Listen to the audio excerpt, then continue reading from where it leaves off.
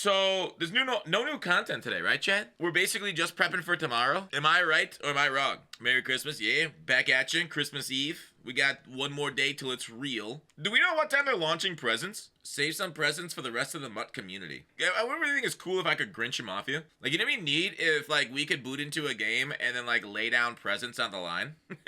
And if you win, you get to snatch their presents. Oh, man, the disconnects would be at an all-time high. I'm wearing, it's blue, no, blue's not a Christmas color, is it? Should've gone green, red, or white.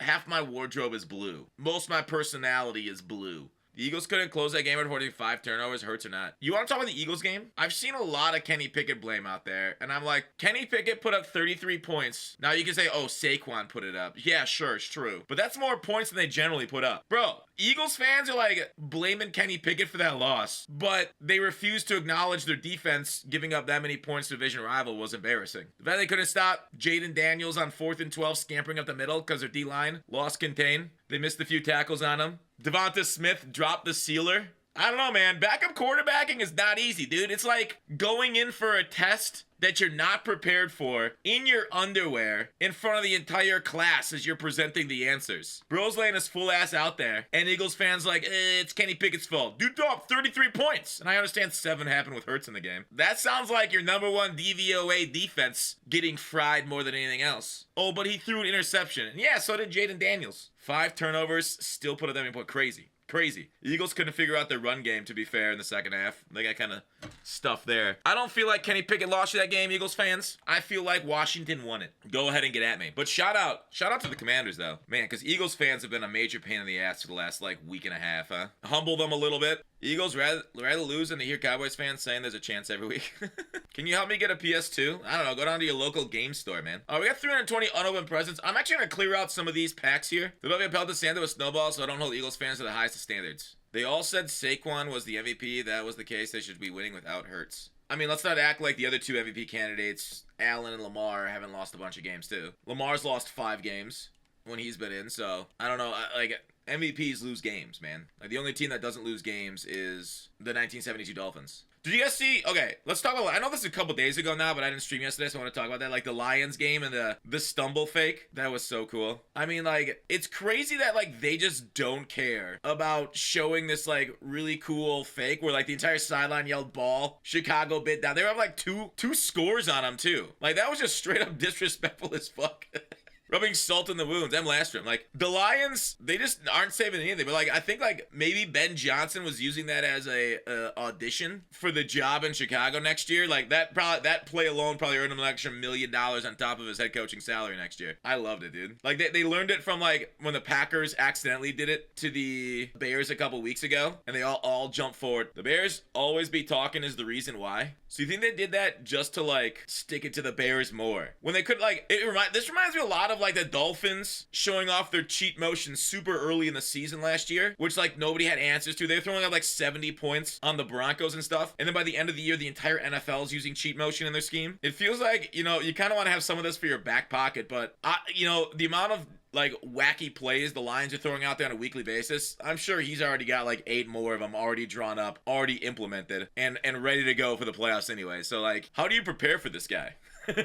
Chaos incarnate. Hey, has Ben Johnson, the Lions play caller, taken over for Andy Reid's as like the wackiest fake play caller in the NFL? I feel like he's got it, dude. I feel like he's the number one. Like remember when Andy Reid and like Mahomes did like a circular play as right before the snap of the ball? They all like did ring around the rosy and then they ran to their spots and scored a touchdown or whatever. I forgot the exact outcome, but like the unique stuff like that. I feel like Andy Reid's kind of like, let's just rest on our Patrick Mahomes checking it down 50 times a game. Throwing it deep's like throwing it into the ground for that team now. The rivalry though, but you're already like curb stomping the Bears. Okay, check. The NFC North. There is no rivalries in that division outside of the teams and the Packers, right? Like, there's been no good Lions teams since, like, 1954 up until the last couple years. The last time Chicago was good, Brian Urlacher was still roaming the middle of the field. So that's 20 years ago. And Vikings, like, they're good, but they always blow it with their kickers. So, and like, it feels like they're never good at the same time, right? Like, the Vikings were good, like, 98. They got some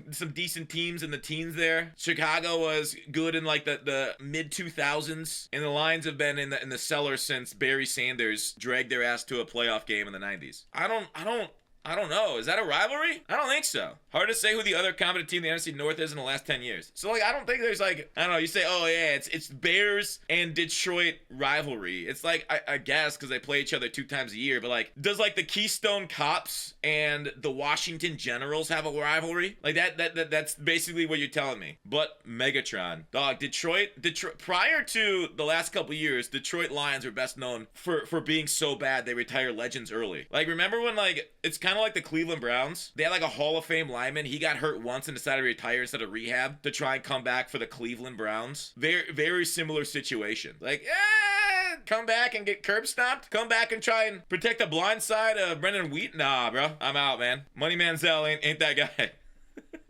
I didn't see anything new, but I'm clearing out my packs for present opening. I don't want to get, like, locked out mysteriously, but I don't think I will. I only have, like, 300. You think some presents will go for millions? I can see it, yeah. Especially if you buy right away. The problem is, like, you'll have to be up at, like, the ass crack of dawn. You'll have to be up before the rooster's crowing. Like, you in the fox to the hen house. You have to see each other outside, and you're like, you know what? I can prevent some slaughter here, but I got some MUT to work with. Did they open at like 4 a.m. last year? Yeah, that's what somebody said. I'm not excited at all about that. I don't want to be live. Like, why did EA make it so ass to save their servers? Can, like, EA just be, like, better and spend more money on their servers so the game doesn't crash when content goes live? I wish EA would stop their hack around bullshit to make their job easier and do the hard thing to make it launch on time, even though there's gonna be a flood of players. Oh, I don't know, spin up a couple more servers, you cheap bastards. Do your fucking job. Spaghettify the coding, right? I ate 3 McRibs last night. They are so fucking good. I can see 1 McRib. 2 McRibs even if you're starving. I feel like the third one, at that point,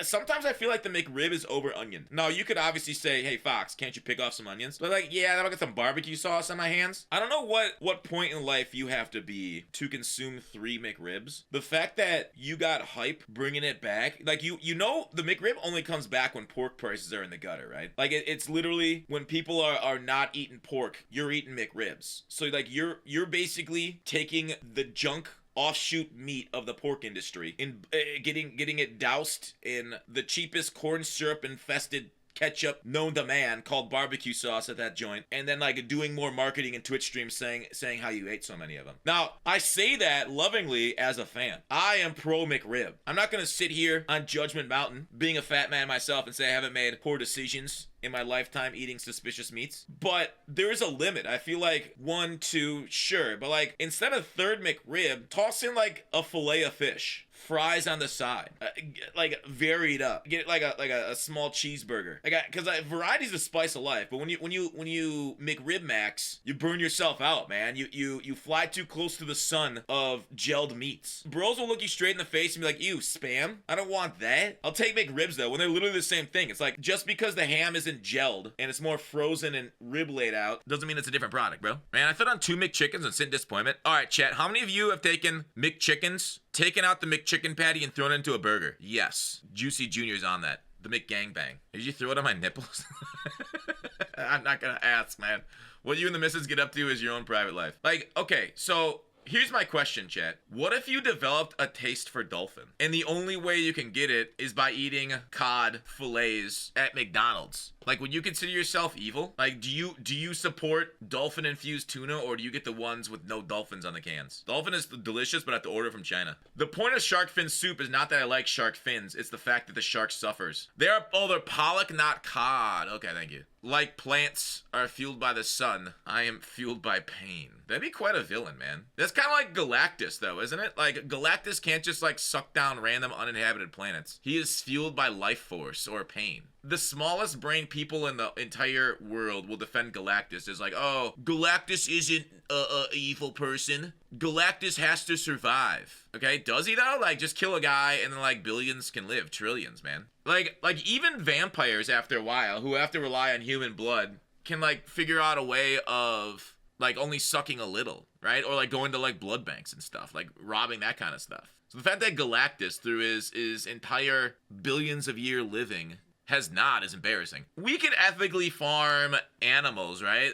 Like, some do, some don't. Why can't Galactus do that? Have like a collection of, I don't know how often he has to feed, once a year? Have a collection of 20 planets that you suck dry every 20 years? Like, have it with a bunch of cows that are gonna die after 20 years anyways? Do you ever feel like sometimes you go through life and nothing you do matters?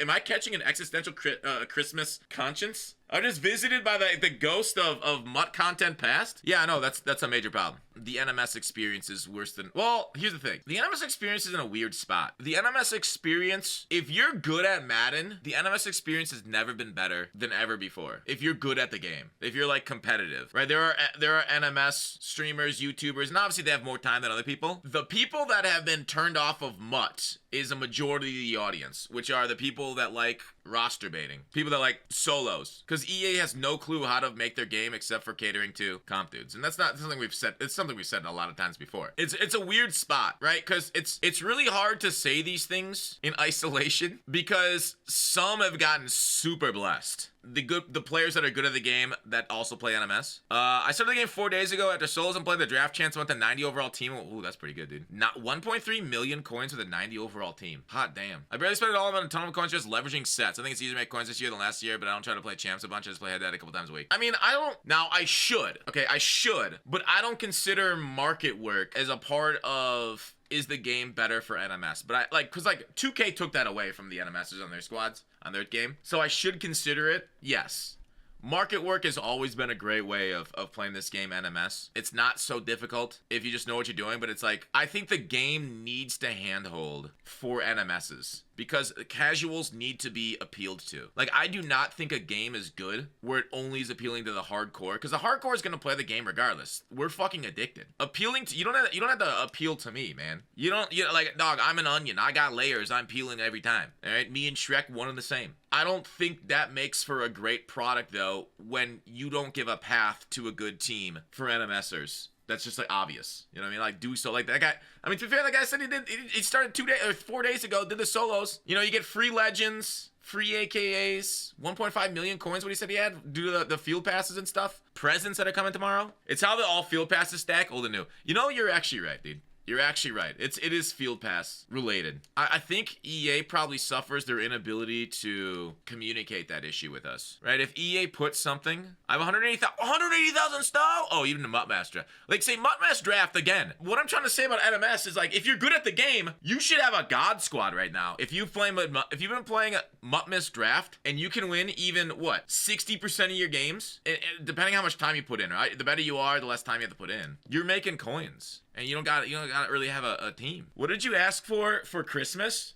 I'll tell you what I got. I got a 12-inch pianist. Pretty good at playing the piano there. Not what I asked for, but that's what I got. You guys can go ahead and take from me without action. Leaving out warm milk and dry cookies for Santa Fox tonight. Hopefully my presents bang tomorrow.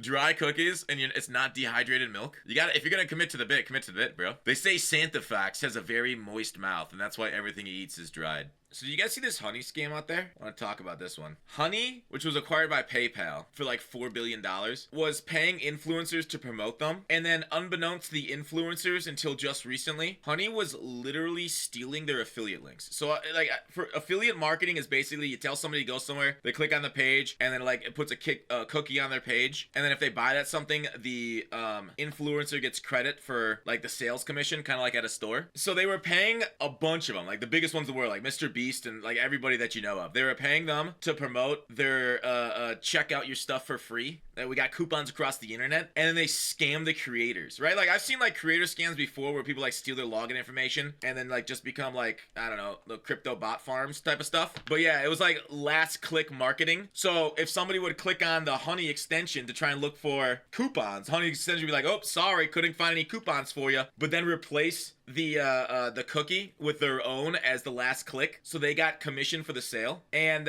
basically what ended up happening is like they were getting all this money from it, like creators are getting ripped off, and then like the consumers are probably like, fuck it, we don't like creators anyways, right? Screw them. But like consumers were also getting ripped off by Honey because the consumers, like there were like better deals out there, but Honey would work with the retailers to have the retailers only have Honey find the specific ones they want, which was funny. If like you weren't part of the program, then like Honey would try to destroy you, that kind of stuff. So like Honey was like one of the biggest internet scams out there. But it is so funny to pay creators then steal their money. It was like the most sophisticated, I don't know, pyramid scheme ever. Oh, like join us, make money, but wait, you gotta buy product to make the money. But you didn't realize, like, because when you see things for free on the internet, you need to know, like, if it's free, you are the product. But like the creators didn't, like the creators thought, oh yeah, it's free. The audience is the product, but they didn't realize, oh wait, the audience could be me itself. Yeah, so PayPal, a huge business, just running a huge scam to make all this money. You know, when the VC dries up, you gotta cut it from somewhere. Being a scam company, it's crazy because like I take PayPal as like my main form, so it's just wild to me that they're doing this. Okay, so how true is the honey name for a honeypot, right? Creators stuck their hands in, got paid a lot of money. Got paid a ton, except for Markiplier. He called it out ahead of time. When you get nothing for free, something sus. You got stuck in the honeypot, but then all of your affiliate links belong to them. There's something ancient in that wisdom. Companies figure streamers are rich, they don't need the money. Like, no streamers even realize their affiliate links were getting messed. It's just like, I just think affiliate links are like the worst form, right? Yeah, there was one website I was promoting for a little bit, and like it was a new Madden website. And I was like, you know what? I know the guy, Madden community, that kind of stuff. Thought I'd help him out. I was like, yeah, sure, go ahead. If I'll promote you a little bit. If anybody signs up with this code, give me a kickback. Maybe it was a percentage. Couple months later, after promoting it a few times on stream, a little bit on video, having it in my description, I asked him like, yo, what's going on? He's like, yeah, site's super successful. Not a single person signed up using your code. I'm like, what the fuck? It's like, so yeah, we're owing you nothing. I was like, so nobody knows about your site. Brand new. The only promotion that's been done is through your Twitter account and me, and it's doing really well. And none of that came from me promoting it. I was like, all right. So at that point, stopped promoting, stopped everything, because I realized I had been scammed. So that's why affiliate links, you know, not all YouTubers do them. Some of them do that because, you know, they're nice. Sending people to Amazon for a product and getting, you know, promoting it because you use it. Like, if I use a product, I send you guys places. And then, like, you know, business gets paid. You guys get a good product. I get kickback. I don't do affiliate links. I tried it one time. And that was my experience. So that's why we don't do them like that anymore. So that's why if I ever negotiate a sponsor, it's like, nah, just give me the flat money, man. I don't want to take your word for it. I'm not going to open up your books, do accounting on your goddamn corporation. Oh, I see you organized as a C Corp instead of a sole proprietor. Interesting choice here. Well, let me dig into your corporate tax rate of 35% and see if that's worth it versus just going to, nah, I'm done with it. I got cooked pretty hard on that one.